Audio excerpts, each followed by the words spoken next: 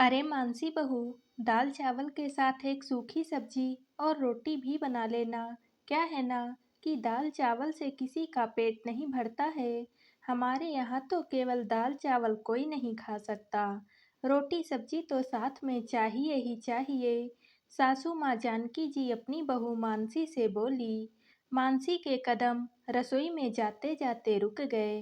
अभी थोड़ी देर पहले ही भावेश ने कहा था कि इस घर में दाल चावल के साथ तो कोई रोटी सब्जी खाता ही नहीं है, तो फिर सिर्फ दाल चावल बना लो ताकि तुम्हें भी गर्मी से निजात मिल जाएगी और तुम्हारा काम भी जल्दी हो जाएगा।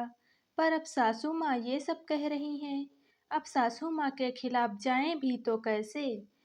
उन्होंने कह दिया तो बात तो माननी ही पड़ेगी। आखिर मानसी रसोई में गई और एक गैस पर दाल चढ़ा दी और दूसरे पर चावल और भिंडी लेकर उसे धोकर काटने लगी। तभी सासू माँ रसोई में आई और बोली, बहू, सब्जी बनने के बाद में तुम गर्मा गर्म रोटी ही परोस देना। यहाँ पर सबको गरम गरम रोटी खाने की आदत है, बिल्कुल गैस से उतरती हुई। यह सुनकर एक पल के लिए तो मानसी उनकी शक्ल ही देखती रह गई। वो तो अपनी बात कहकर चली गई, पर मानसी को याद आया कि भावेश ने तो कहा था कि मम्मी रोटी सेंक कर रख देती थी और फिर पूरा परिवार एक साथ बैठकर खाता था, ताकि सब एक दूसरे के साथ समय बिता सकें और मम्मी भी सबके साथ मिलकर खाना खा सकें। फिर जब सब मिलकर साथ में खाना खा रहे हैं, तो गैस से उतरती हुई रोटी कौन बनाता था? लेकिन अब सासू माँ नए नए नियम बता रही हैं। एक भी नियम उन बातों से मैच ही नहीं कर रहे हैं जो भावेश ने उसे बताए थे। मानसी और भावेश की अभी 1 महीने पहले ही शादी हुई थी। घर में सास ससुर, पति भावेश, देवर अजय और ननंद विद्या ही थे। सगाई और शादी में कम से कम 3 महीने का फर्क था। लेकिन इन 3 महीनों में जितनी भी उसकी भावेश के साथ बात हुई, उसमें भावेश के बताए हुए नियमों से तो इस घर के नियम मैच ही नहीं कर रहे थे। मतलब कि या तो भावेश सिर्फ अपने घर के बारे में लंबी लंबी फेंक रहा था, या फिर जानकी जी ने उसके आने के बाद इस घर के नियम ही बदल दिए। जैसा कि भावेश ने मुझे बताया था कि सुबह सब लोग 6:30 बजे तक उठते थे और बाहर हॉल में आकर ही एक साथ बैठकर चाय पीते थे। जानकी जी जरूर 6 बजे तक उठ जाती थी, लेकिन शादी के चौथे दिन जब मानसी ने सबके लिए चाय बनाकर हॉल में लाकर रखी, तो जानकी जी ने फट से कह दिया, बहू, सबकी चाय उनके कमरे में ही देकर आया करो। सबको अपने कमरे में ही चाय पीने की आदत है। आज पहला दिन है, इसीलिए कोई बात नहीं, पर अब आगे से सबकी चाय उनके कमरे में ही दे देना। और हाँ, सुबह 5 बजे तक उठ जाया करो। उठकर नहा धोकर पूजा पाठ करके फिर रसोई में जाया करो। इससे घर में शुद्धता बनी रहती है। ये सुनकर मानसी ने भावेश की तरफ देखा, पर वो नजरें झुकाए चुपचाप अपनी चाय पीने में मगन था। खैर, वो तो क्या ही कहती, जैसा उसे जानकी जी बता रही थी, वो तो वैसा ही करती जा रही थी। इसी तरह एक दिन भावेश ऑफिस से थका हारा घर पर आया, तो उस समय मानसी रसोई में कुछ काम कर रही थी, इसलिए भावेश रसोई में पानी लेने चला गया। जानकी जी ने जब ये देखा, तो उन्होंने भावेश से तो कुछ नहीं कहा, पर मानसी से रसोई में आकर जरूर कहा, बहू, हमारे घर में मर्द रसोई में नहीं आते। पति थका हारा घर पर आया है, तो तुम उसे पानी नहीं पकड़ा सकती थी? मम्मी जी, वो मैं आटा गूंथ रही थी, तो मेरे हाथ आटे में हो रखे थे। मानसी ने ये बात कहनी चाहिए, हाँ, तो हाथों को धो लेती। आज तो भावेश ने रसोई में आकर पानी ले लिया है, आइंदा उसके आने पर तुम खुद उसे पानी परोस देना, कहकर जानकी जी रसोई में से रवाना हो गई। अब तो मानसी के सिर के ऊपर से जा रहा था। उसे कुछ भी समझ में नहीं आ रहा था। इस घर के मर्द रसोई में नहीं आते, तो भला भावेश क्यों कहता था कि उसके पापा बहुत ही टेस्टी सब्जी बनाते हैं।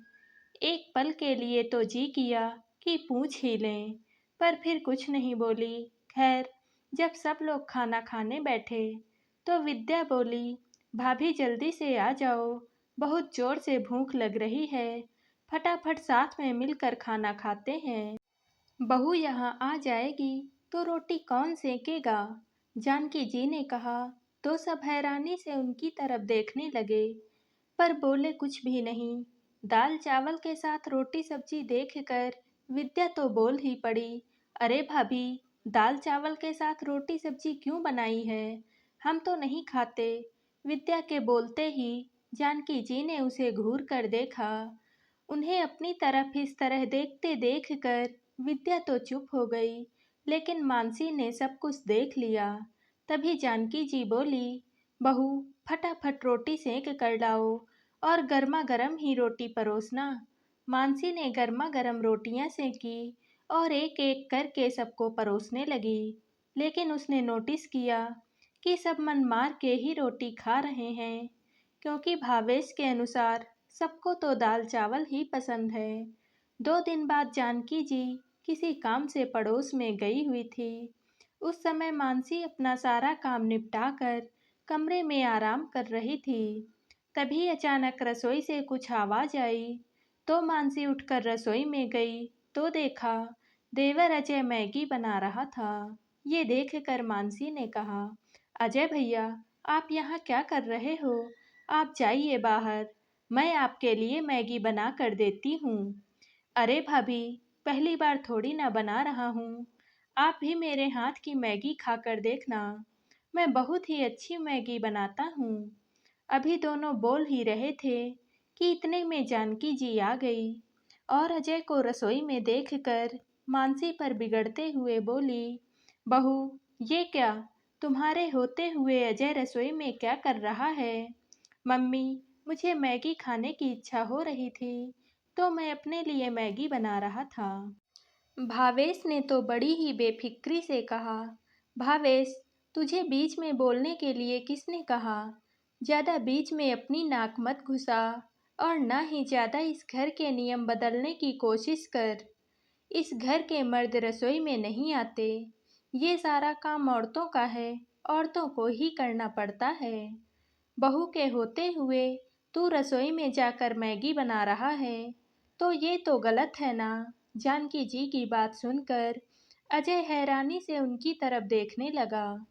उसे अपनी तरफ ऐसे देखते देखकर जानकी जी ने कहा, तू तो ऐसे देख रहा है जैसे मैंने कोई बड़ा बम फोड़ दिया हो। चल निकल यहाँ से, अभी बहू मैगी प्लेट में डाल कर दे देगी। मम्मी, ये नियम कब बना लिए आपने अपने घर में? भाई की शादी से पहले तक तो नहीं था। तब तो कई बार मैं और भैया आपके साथ रसोई का काम भी करवा देते थे। तब तो आपने ये नियम नहीं बताए हमें। अचानक अजय ने कहा। उसकी बात को सुनकर जानकी जी झेंप गई। उन्हें अजय से इस जवाब की उम्मीद नहीं थी। तभी उन्होंने देखा कि मानसी भी उन्हीं की तरफ देख रही है। उनसे कुछ कहते ही नहीं बन रहा था। ऐसा लग रहा था जैसे उनकी सारी पोल खुल गई हो। लेकिन तभी ससुर जी बोल पड़े, अरे बेटा, तुझे पता नहीं है क्या? कुछ नियम तो बहू के आने के बाद बदल जाते हैं। तेरी मम्मी के नए नए नियमों की लिस्ट सुनकर तो ऐसा लग रहा है जैसे हम तो अपने ही घर में मेहमान हैं। ना ही हम सुबह की चाय साथ में पी रहे हैं और ना ही अपनी मर्जी से कुछ खा पा रहे हैं। रसोई में जाकर पानी पीने के लिए भी 10 बार सोचना पड़ता है, क्योंकि तुम्हारी मम्मी के अनुसार पानी का गिलास भी बहू ला कर देगी। अब तुम्हारी मम्मी सास बन गई हैं, तो कुछ नियम नए भी आएंगे और कुछ नियम बदल भी जाएंगे। उनकी बात सुनकर जानकी जी तुनकते हुए बोली, सब कुछ तो तुम्हें बैठे बिठाए मिल रहा है, फिर क्या समस्या है? बहू का काम सेवा करने का है और वो कर रही है, तो बेवजह की बातें क्यों सुना रहे हो? अरे, जब हाथ पैर चल रहे हैं तो सेवा क्यों करवाना? इस तरह बैठे बैठे सब कुछ हाथ में मिलता रहा तो एक दिन तो हाथ पैर भी काम करना ही बंद कर देंगे। सेवा तो तब करवाओ जब सेवा की जरूरत हो। यूं बेवजह सेवा के नाम पर किसी को परेशान तो मत करो, चाहे वो घर की बहू ही क्यों ना हो। और मम्मी, हमें हमारे अनुसार रहने दो। हम घर में रह रहे हैं, कोई होटल में नहीं, जहाँ एक ऑर्डर देने पर सब कुछ आपके हाथों में मिल जाएगा। विद्या भी बोली। आखिर अपने पति और बेटी की बात सुनकर जानकी जी चुप हो गई। आखिर अब क्या ही कहती, जब घर के सभी सदस्य बहू के पक्ष में बोल रहे हों। बहुत बहुत धन्यवाद।